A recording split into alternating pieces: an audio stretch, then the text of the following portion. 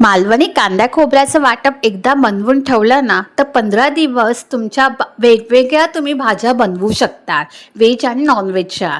आणि सकाळच्या घाई गडबडीत हे कांदा खोबऱ्याचं ताजं ताजं वाटप असलं ना तर 10 मिनिटात तुमची भाजी किंवा थपथपीत अशा भाज्या किंवा रस्सेदार असे नॉनव्हेजच्या रेसिपी, चिकन रस्सा म्हणा, मटण रस्सा म्हणा, तुम्ही बनवू शकतात.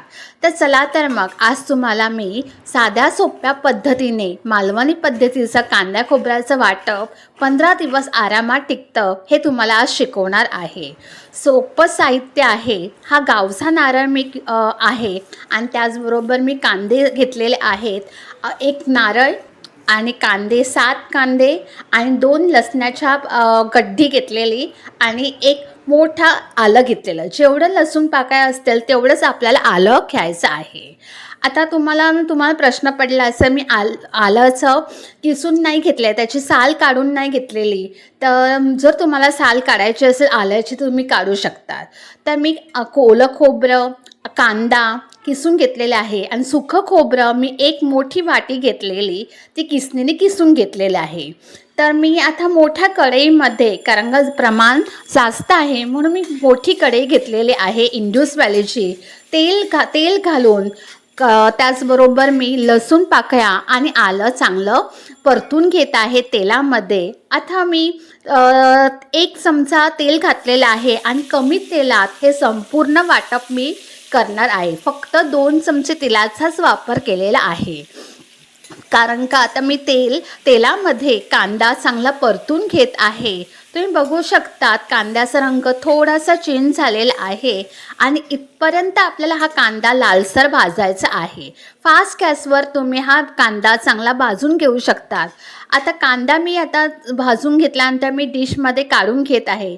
आता मी सुकं खोबरं हे किसणीने किसून घेतलेलं किंवा तुम्ही मिक्सरला किंवा तुकडे तुम्ही केलात बारीक असे आणि मिक्सरला बारीक असं सुकं खोबरं ग्राइंड केलं तरीही चालेल. आता छानपैकी मी हे सुकं खोबरं भाजून घेतलेलं आहे. आता ओलं खोबरं चांगलं भाजून घेते फास्ट गॅसवर. आणि तुम्ही बघू शकतात एक मोठा नारळाचं एवढं नारळ किसून होतं. तर ओला नारळाचा चव चांगला भाजून घ्यायचा. आता सगळे जिन्नस जे आपण भाजून घेतलेले, लसूण पाकळ्या प्लस आलं, सुकं खोबरं, हे सगळं काही एकजीव करायचं. कांदा आता मधोमध आपल्याला असा खड्डा करायचा, ते म्हणजे सांगते. ही माझी थोडीशी आईची पद्धत मी सांगत आहे.